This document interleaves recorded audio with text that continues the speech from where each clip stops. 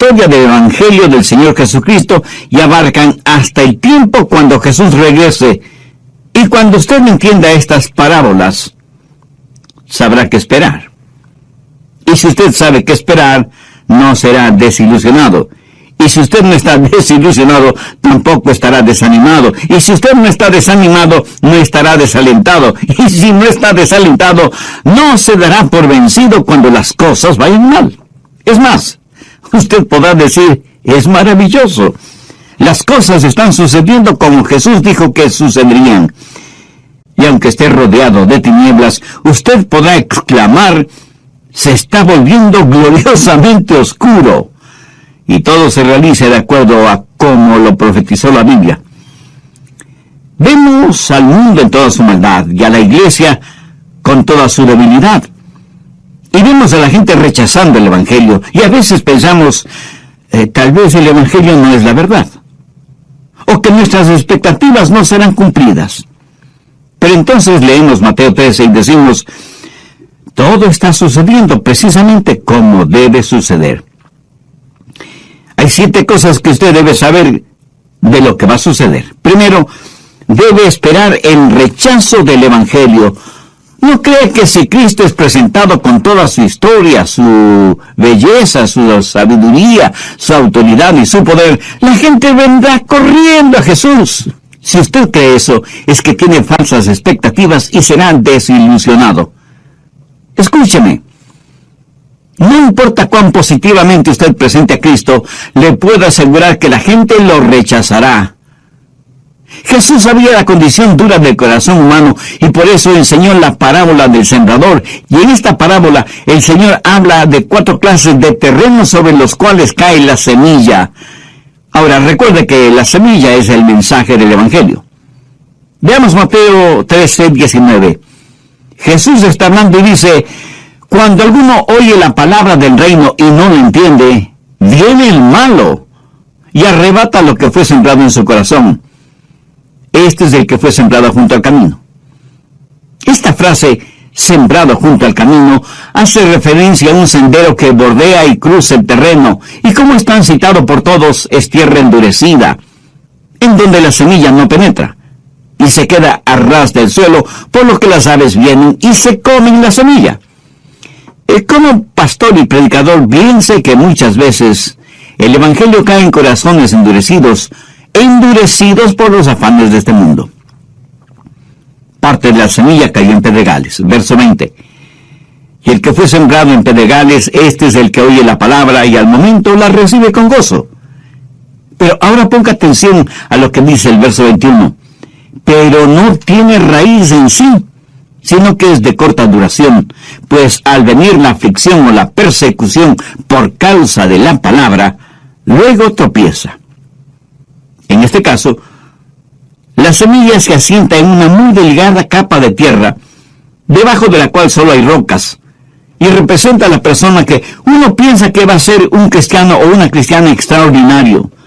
Hace una profesión de fe, se bautiza, pide membresía en la iglesia, pero después de una semana deja de venir. Yo llamo a esas personas cristianos tipo Alka-Seltzer. ¿Por qué? Porque burbujean ruidosamente por un momento y luego desaparecen. Veamos el verso 22. El que fue sembrado entre espinos, este es el que oye la palabra, pero el afán de este siglo y el engaño de las riquezas ahogan la palabra y se hace infructuoso. Representa a aquellos que oyen la palabra, pero en verdad nunca se arrepienten de sus pecados, porque las cosas materiales y mundanas son la prioridad número 1 en su vida, no el Señor Jesucristo y su palabra. La última categoría está descrita en el verso 23. Mas el que fue sembrado en buena tierra, este es el que oye y entiende la palabra y da fruto y produce a 100, a 60 y a 30 por uno. ¿Qué es lo que debemos esperar? Si usted es un ganador de almas, o un pastor, o un evangelista, tiene que esperar el que muchos rechacen el Evangelio. Pero esto no quiere decir que usted ha fracasado. Cuando yo era un joven pastor y predicaba el mensaje de la palabra y daba la invitación, y nadie respondía a esa invitación, Yo sentía que había fracasado horriblemente delante de Dios. Tanto así que al final del servicio no quería saludar con nadie. Deseaba que hubiera una puerta secreta detrás del púlpito para escaparme sin que nadie me viera. Hasta que finalmente comprendí que si predicaba la palabra de Dios sin adulterarla y nadie respondía, no era que yo había fracasado o que la semilla sembrada fuera mala. El problema estaba en el terreno sobre el cual caía esa semilla. ¿Qué aprendí de todo esto? Pues lo siguiente: si usted se mantiene predicando y testificando y compartiendo el Evangelio de la salvación, algunas personas se salvarán. Pero lo importante es no rendirse o desfallecer o desanimarse. Su trabajo es sembrar la semilla. Es el trabajo de Dios el hacerla germinar. Y es la responsabilidad de los que oyen el abrir sus corazones para recibir la buena semilla del Evangelio del Señor Jesucristo. En este mundo y en esta vida, al vivir su vida cristiana, espere que algunas personas rechacen el Evangelio. Pero porque la gente no acepte el Evangelio, eso no quiere decir que el Evangelio ha fracasado. La Biblia dice que somos una manada pequeña, que estrecho es el camino al cielo, y pocos son los que transitan por él. Somos la minoría del Maestro, y si espera ganar a todo el mundo para Cristo, le puedo asegurar que sufrirá una gran desilusión. La Biblia enseña que solo el 25% del terreno estaba listo para recibir la semilla. Y cuando ese 25% recibe la palabra, no todos producirán la misma clase de fruto. Segundo, debe esperar encontrar miembros hipócritas en las iglesias. Algunas veces la gente me dice, pastor, ¿sabía que hay hipócritas en la iglesia? Y yo, como si no lo supiera, contesto, ¿hipócritas en la iglesia? No puede ser. Y usted no necesita ser un pastor de una iglesia para saber que hay hipócritas, principalmente dentro de las iglesias. Ahora, eso no significa que el Evangelio ha fracasado, o que todo esto toma por sorpresa a Dios. Veamos Mateo 13:24. Les refirió otra parábola diciendo, el reino de los cielos es semejante a un hombre que sembró buena semilla en el campo, pero mientras dormían los hombres, vino su enemigo, y sembró cizaña entre el trigo, y se fue. Y cuando salió la hierba y dio fruto, entonces apareció también la cizaña.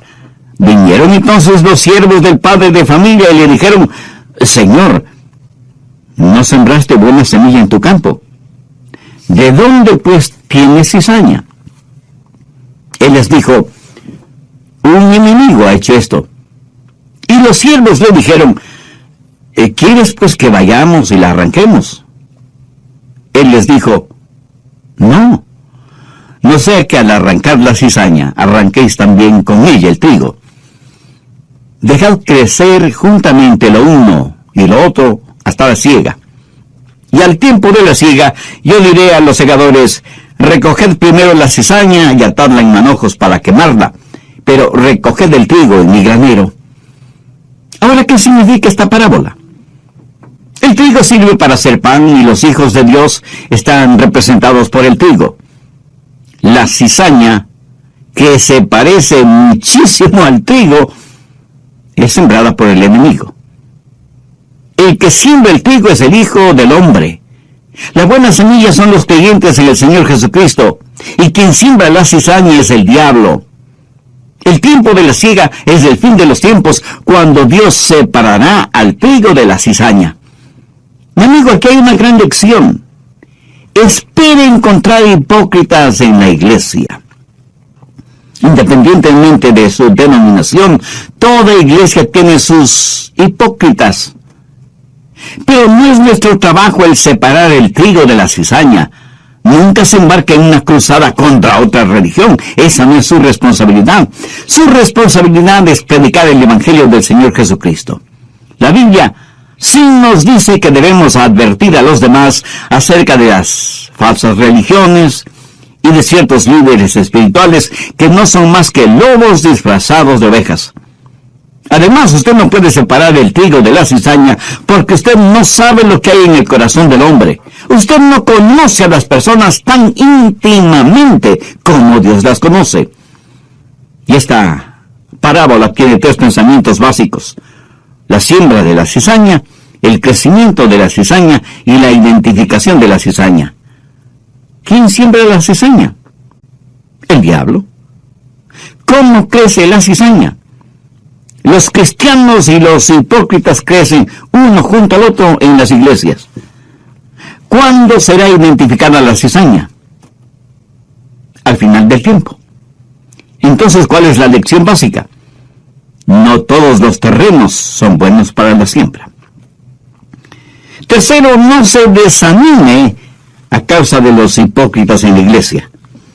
La presencia de ellos no significa que el evangelio ha fracasado.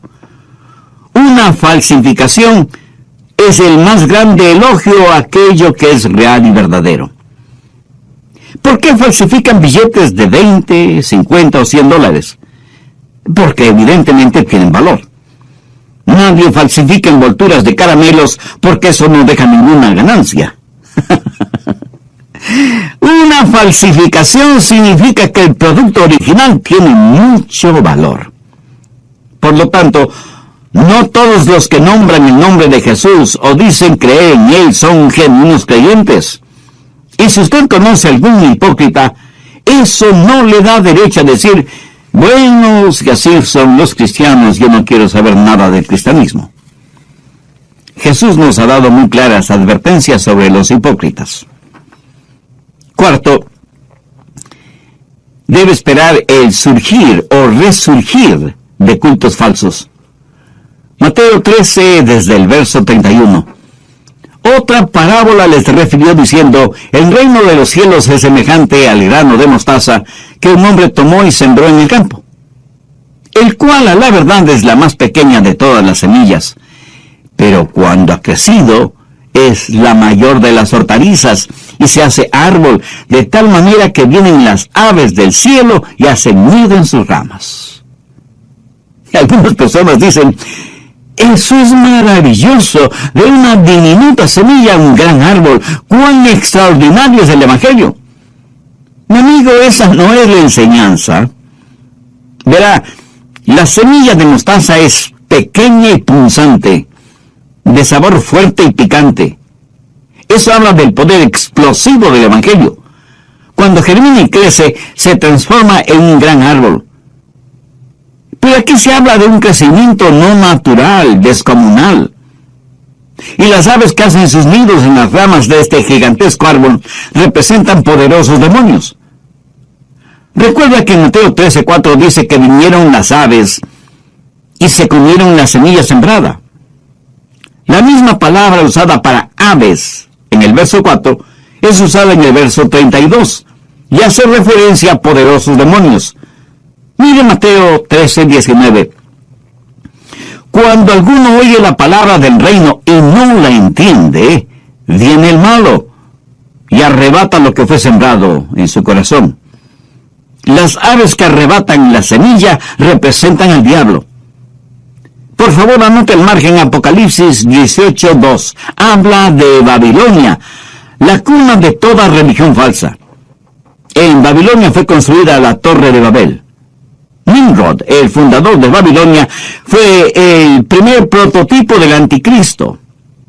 Dios, mirando el juzgamiento final de toda religión falsa, dice en Apocalipsis 18:2, y clamó con voz potente diciendo: ha caído la gran Babilonia, y se ha hecho habitación de demonios y guarida de todo espíritu inmundo, y albergue de toda ave inmunda y aborrecible. Lo que está diciendo aquí es: lo que comenzó como una semilla de mostaza se ha transformado en un árbol descomunal, en donde las aves inmundas hacen sus nidos. Mi amigo, esa es la razón por la que vemos cultos, religiones falsas, surgiendo por todo el mundo. Pero lo repito, esto no significa que el Evangelio haya fracasado, o que la Biblia no sea verdadera. Ahora escúcheme atentamente. Si no hubiera cultos y religiones falsos, entonces podría decir que la Biblia no es la verdad, porque la Biblia dice que habrá cultos y religiones falsos. En 1 Timoteo 4:1 leemos: en los postreros tiempos algunos apostatarán de la fe, escuchando espíritus engañadores y a doctrina de demonios. Así que no se desanime si muchos no creen en la Biblia y muchos más no aceptan a Cristo como su Salvador. No se desanime porque hay hipócritas en las iglesias o por el resurgimiento de cultos y religiones falsos. Jesús dijo que eso es exactamente lo que sucedería. La semilla de mostaza se ha transformado en un árbol gigantesco y las aves representativas de espíritus inmundos habitan en las ramas del cristianismo apóstata. La conclusión de este estudio bíblico en el próximo programa. Regáleme un minuto más de su tiempo. ¿Ha recibido a Jesucristo en su vida como su Salvador y Señor? ¿Se ha arrepentido de sus pecados y ha pedido el perdón de Dios? Dios no solo que le ama, sino que quiere perdonarle y salvarle. Ya hemos visto los primeros 4, así que veamos los siguientes. Quinto, espera encontrar corrupción aún en las iglesias. Mateo 13:33 dice: otra parábola les dijo: el reino de los cielos es semejante a la levadura que tomó una mujer y escondió en 3 medidas de harina hasta que todo fue leudado. Aquí tenemos a una mujer que tomó 3 porciones de harina, más bien dicho, de masa, y le puso levadura para que leude. Pero note que la mujer puso la levadura en la masa en forma furtiva. Recuerde que el pan sin levadura es un símbolo de pureza. En la Biblia, la levadura es un símbolo de pecado, de maldad, de corrupción. En el Antiguo Testamento, el pan ofrecido como holocausto era sin levadura. Veamos Éxodo 12:8. Y aquella noche comerán la carne asada al fuego y panes sin levadura. Levítico 2:4. Cuando ofrecieres ofrenda cocida en horno, será de tortas de flor de harina sin levadura amasadas con aceite. En el Nuevo Testamento, Pablo escribe a los Corintios y les dice: no es buena vuestra jactancia. ¿No sabéis que un poco de levadura leuda toda la masa? Limpiaos pues de la vieja levadura para que seáis nueva masa, sin levadura como sois. Porque nuestra Pascua, que es Cristo, ya fue sacrificada por nosotros. Así que celebremos la fiesta, no con la vieja levadura, ni con la levadura de malicia y de maldad, sino con panes sin levadura, de sinceridad y de verdad. ¿Qué es lo que hace la levadura? Bueno, nosotros los hombres tenemos que estudiar e investigar sobre el asunto. Las mujeres, en cambio, saben de estas cosas casi por intuición. Verá, la levadura trabaja silenciosamente, imperceptiblemente, y trabaja mucho mejor en un medio ambiente abrigado.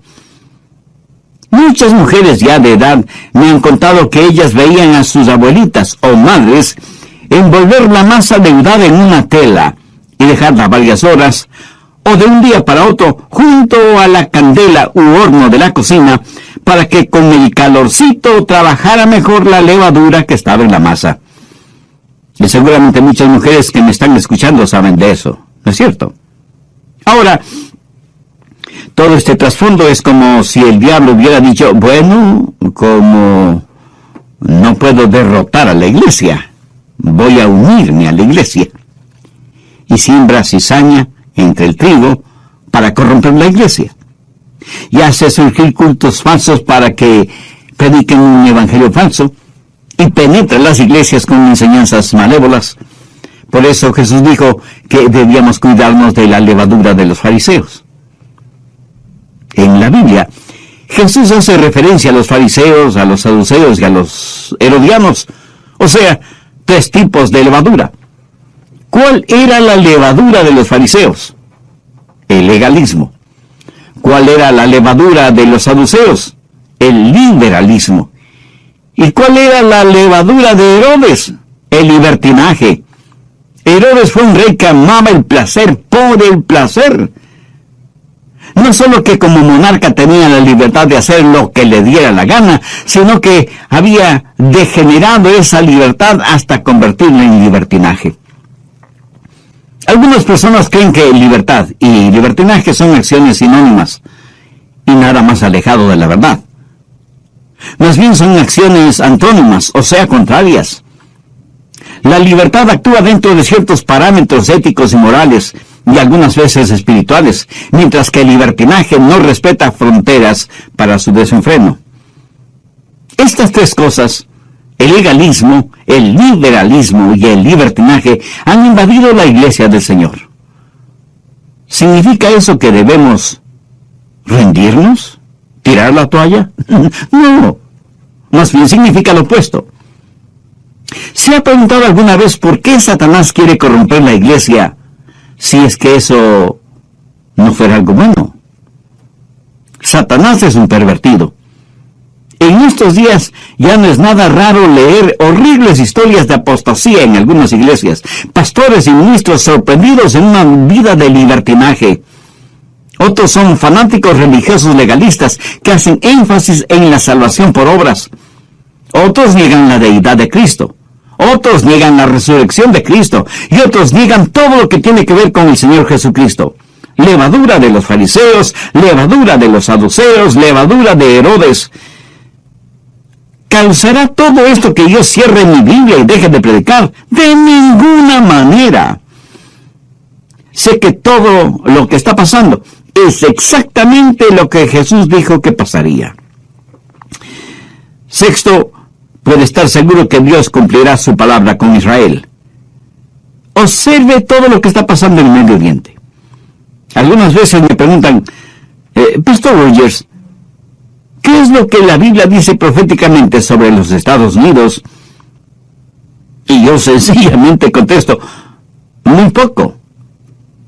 Casi es mejor decir nada. Pero mantenga sus ojos sobre Israel. Dios en estos últimos tiempos mantiene su palabra y sus promesas dadas a Israel como nación. Veamos Mateo 13:44. Además, el reino de los cielos es semejante a un tesoro escondido en el campo, el cual un hombre halla y lo esconde de nuevo, y gozoso por ello va y vende todo lo que tiene. ¿Para qué? Para comprar aquel campo. ¿Cuál es ese tesoro escondido en el campo? Israel. En la parábola, cuando el hombre compra el campo en donde está escondido el tesoro, entonces ese tesoro ya es suyo, le pertenece. Algunos interpretan erróneamente que el tesoro escondido es el Evangelio del Señor Jesucristo y que nosotros somos el hombre que compra el campo a fin de poseer el tesoro. Esta parábola. Escuche, Jesús llama a Israel su tesoro peculiar. Y al hablar de Israel hay cosas básicas que debemos entender. Primero, hubo un breve periodo de tiempo cuando Jesús destapó ese tesoro. Él hizo una solemne promesa a Abraham, pero el tesoro estaba escondido. Quiero decir, estaba encubierto antes de la venida de Jesús. Israel era una nación ignominiosamente pequeña cuando Jesús estuvo aquí en la tierra. O sea, el tesoro estaba enterrado en el campo. Por un breve tiempo Jesús reveló ese tesoro. Veamos Mateo 12:27. Los fariseos habían acusado a Jesús de echar fuera a los demonios por el poder del príncipe de los demonios. Y Jesús les dijo, ¿y si yo echo fuera a los demonios por Beelzebú, por quién los echan vuestros hijos? Por tanto, ellos serán vuestros jueces. Pero si yo por el Espíritu de Dios echo fuera a los demonios, ciertamente ha llegado a vosotros el reino de Dios. Segundo, el tesoro estaba enterrado en el campo y Jesús dijo, he desenterrado el tesoro para mostrarles el reino. Los milagros que Jesús hizo fue para mostrar el poder del reino. Pero los judíos rechazaron a Jesús, mintieron acerca de él, le criticaron, Confabularon con los gentiles hasta crucificarle y el tesoro fue enterrado de nuevo. Pero Jesús fue a la cruz para comprar ese tesoro escondido y cubierto. Y la gente no puede entender el plan de Dios para Israel a menos que conozca bien la Biblia. En Proverbios 25:2 leemos: la gloria de Dios es encubrir un asunto. Tercero, cuando leemos el Evangelio de Mateo hasta el capítulo 12, vemos a Jesús haciendo milagros. Pero note, después del capítulo 12, ya no hace más milagros, sino que enseña por medio de parábolas. ¿Por qué? Porque antes del capítulo 12, Él está destapando el tesoro, diciendo: este es el reino de Dios. Los judíos le rechazaron y Jesús volvió a cubrir ese tesoro. Mateo 13:13. Por eso les habló en parábolas, porque viendo no ven, y oyendo no oyen ni entienden. Pero Jesús regresará en gloria y Él destapará su tesoro. Israel será una poderosa nación. En la actualidad el mundo desprecia este tesoro. Las naciones del mundo se unifican en contra de Israel. Pero Dios no ha terminado con Israel. Él ha comprado el campo que es el mundo y va a tomar posesión de este su tesoro peculiar, Israel. Si quiere usted saber lo que Jesús está haciendo en el mundo hoy, mantenga su vista y su atención sobre Israel. A pesar de que muchos rechazan el Evangelio, a pesar de que hay hipócritas en las iglesias, a pesar de que hay corrupción en las iglesias, a pesar del resurgimiento de cultos y religiones falsos, a pesar del odio y la persecución contra Israel, Jesús continúa edificando su iglesia, porque Él mismo dijo: edificaré mi iglesia.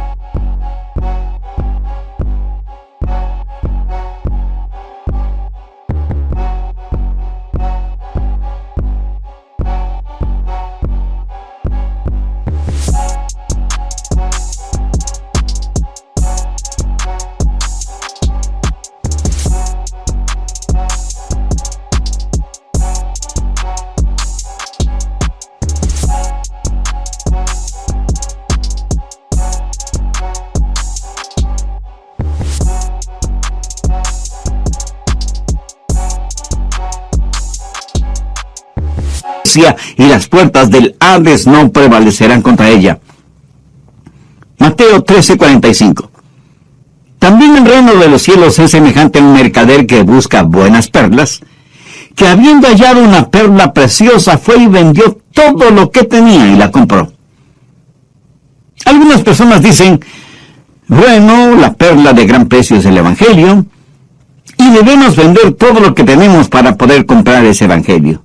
Mi amigo, esa es una necedad, una locura. El Evangelio no está a la venta. Y aunque no estuviera, nosotros estamos en bancarrota. No tenemos absolutamente nada. El mercader que busca buenas perlas es Jesús. La perla de gran precio es la iglesia que Él ama. Israel es su peculiar tesoro, pero no es una perla. Las piedras preciosas pueden ser cortadas, divididas, esmeriladas, pulidas. Pero no se puede hacer lo mismo con una perla. La iglesia es un cuerpo indivisible en el Señor Jesucristo, y es Cristo quien con sus platinadas lágrimas y el rubí líquido de su sangre compró esa perla de gran precio. Y así como una perla es sacada a la superficie desde las profundidades de las aguas, así Jesús nos ha levantado. Así como un grano de arena en la ostra se convierte en una preciosa perla, así Jesús, a pesar de nuestra fealdad espiritual, nos ha embellecido para hacernos parte de la iglesia, la perla preciosa. Séptimo, espere el total juzgamiento por parte de Dios. El reino de los cielos es semejante a una red que, echada en el mar, recoge de toda clase de peces, y una vez llena, la sacan a la orilla, y sentados recogen lo bueno en cestas, y lo malo echan afuera. Así será el fin del siglo. Saldrán los ángeles y apartarán los malos de entre los justos, y los echarán en el horno de fuego. Allí será el llanto y el crujir de dientes.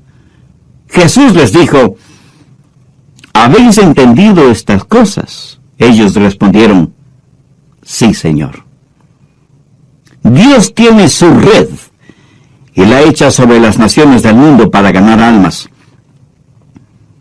¿Cuál es su trabajo o mi trabajo en este mundo en el cual vivimos? Nuestro trabajo es lanzar la red. Dios separará los peces buenos de los peces malos.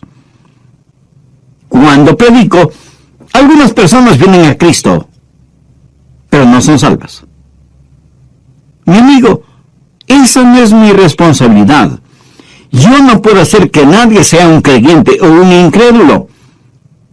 El reino de Dios es como una red que lanzamos en las naciones de este mundo, y al final de los tiempos, aquel que separa el trigo de la cizaña, ese mismo Dios es quien separará los buenos de los malos. Ahora, ¿qué significa todo esto para nosotros? Escúcheme atentamente. Dios sabe exacta y precisamente cómo va a ser la situación. ¿No es increíble que hace más de 21 siglos Jesús dijera lo que pasaría ahora?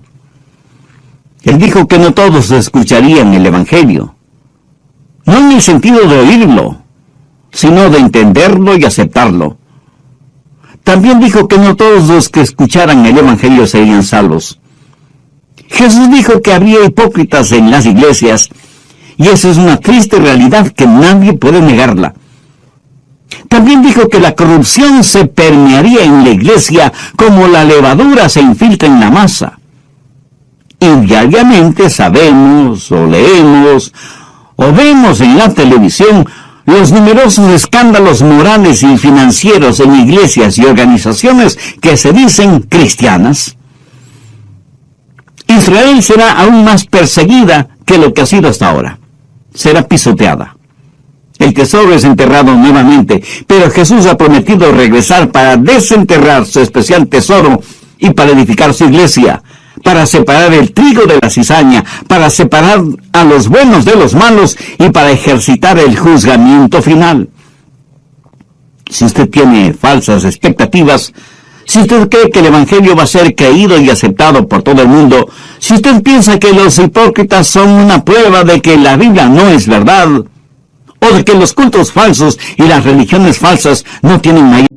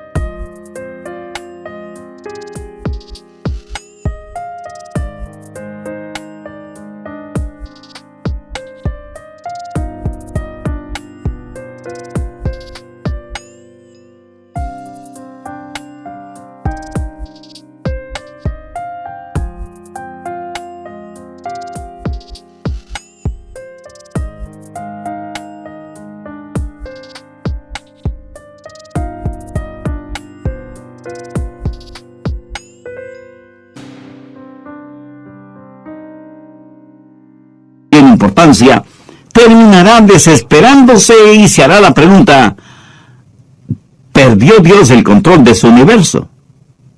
No, Dios no ha perdido el control de nada. Todo está bajo su control. Todo lo que ha pasado, está pasando y pasará, ha sido, es y será exactamente como Dios lo ha dicho. En este mensaje hemos aprendido los 7 secretos sagrados directamente de la palabra de Dios. ¿No le gustaría a usted ser un sembrador de la semilla bendita? ¿No le gustaría ser como el pescador lanzando sus redes sobre su vecindario, sobre su ciudad, sobre su país? ¿No quisiera ser un miembro fiel del cuerpo de Cristo, la iglesia, y orar a Dios que la mantenga pura y libre de la levadura de la corrupción? ¿No quisiera tener una relación personal con Dios por medio del Señor Jesucristo y recibir a Cristo en su corazón ahora mismo? Si sus respuestas son afirmativas, le invito a orar conmigo una sencilla pero significativa oración. Mi oración solo será para guiarle. Usted ore con sus propias palabras, pero dígalas con fe, con sinceridad, depositando toda su confianza en Dios, que tiene un oído atento para su plegaria. Ore y diga: